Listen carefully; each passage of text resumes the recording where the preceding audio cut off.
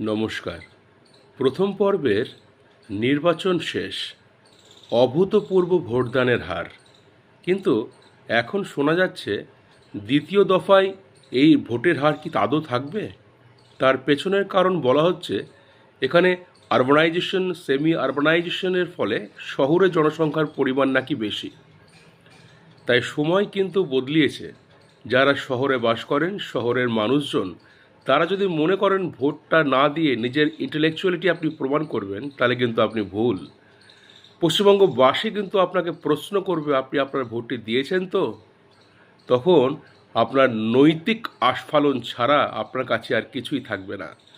তাই এই জনসচেতনতাই সমস্ত দ্বিতীয় পর্বের শহরের জনসংখ্যার কাছে আমাদের অনুরোধ, ভোট দিন। ভোট দিন, নিজের দায়িত্ব কর্তব্য পালন করুন। আসুন আমরা দেখাই কিসের দফা, কিসের সমতল, কিসের পাহাড়, কিসের শহর, কিসের গ্রাম। আমরা সকলেই সচেতন। ভোট দেয়া আমাদের দায়িত্ব, আমাদের কর্তব্য। পশ্চিমবঙ্গবাসী হিসাবে সকলকে পুনরায় অভিনন্দন।